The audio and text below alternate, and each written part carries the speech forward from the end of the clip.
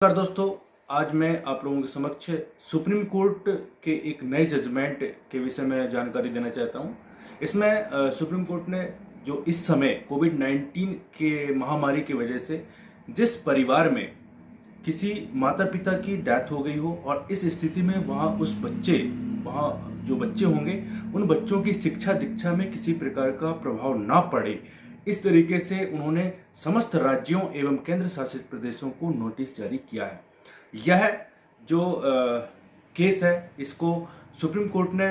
एक स्वयं से संज्ञान लिया है और इस पे जारी किया है। इस केस में एमाइकस क्यूरी के रूप में एडवोकेट गौरव अग्रवाल जी को उन्होंने रखा। इसमें सुप्रीम कोर्ट ने यह कहा कि समस्त राज्यों एवं केंद्र शासित प्रदेशों को इस तरीके से नियम बनाना चाहिए जिससे कि कोविड-19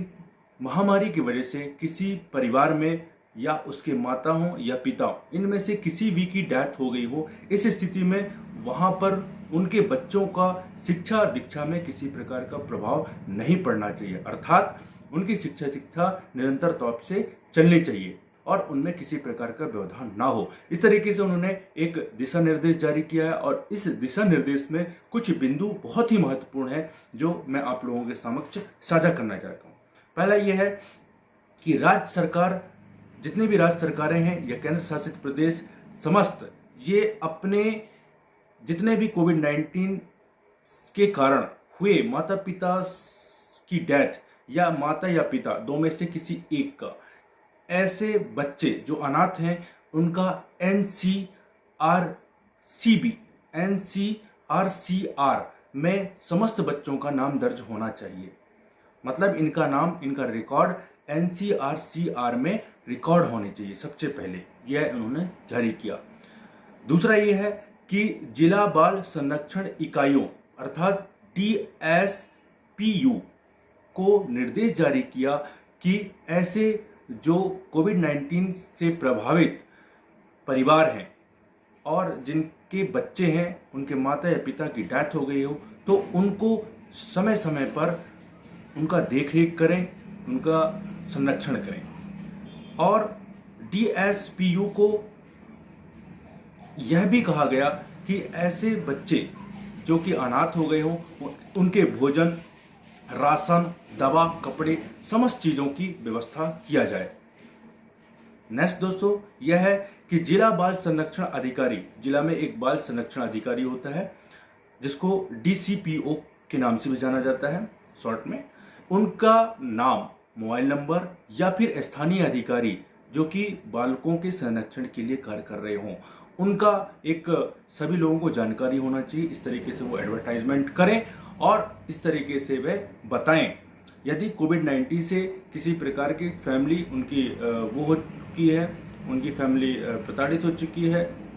या फिर उनका महामारी से इस तरीके से प्रभावित हो चुकी है कहना चाहिए, और इस तरीके से बच्चे अनाथ हो चुके हैं, ऐसी स्थिति पे उनका माह में कम से कम 2 बार निरीक्षण भी किया जाए। नेक्स्ट है दोस्तों इसमें कि जिला बाल संरक्षण अधिकारी यह देखता है कि यदि जिस फैमिली में जिसके माता पिता नहीं रह गए हैं, बच्चा अनाथ हो गया है, तो ऐसी स्थिति में उस बालक का अभिभावक यदि उसकी देख रेख करने में सक्षम नहीं है तो वह उसको CWC चाइल्ड वेलफेयर कमेटी के पास उसको भेज सकता है, भेजने का कार्य करेगा। दूसरा यह है कि जुवेनाइल जस्टिस एक्ट 2015 की समस्त जो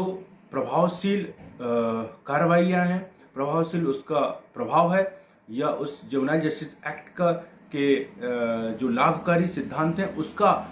ज़्यादातर लोगों को जानकारी हो, इस तरीके से उनकी योजना बनानी होगी और इस तरीके से राज्य सरकार एवं केंद्र शासित प्रदेशों को दिशा निर्देश सुप्रीम कोर्ट ने जारी किया कि बालकों की संरक्षण किया जाए और बालकों की शिक्षा दीक्षा में इस कोविड-19 महामारी की वजह से किसी प्रकार से प्रभाव ना पड़े। इस तरीके से सुप्रीम कोर्ट ने गाइडलाइन जारी किया है और समस्त राज्यों एवं केंद्र शासित प्रदेशों को दिशा निर्देश जारी करके बालकों के संरक्षण के लिए एक दिशा निर्देश जारी किया। इस तरीके से जो गाइडलाइन है सुप्रीम कोर्ट ने स्पष्ट रूप से जारी किया है, जिसका पालन निश्चित तौर से केंद्र सरकार, राज्य सरकारें एवं केंद्र शासित प्रदेश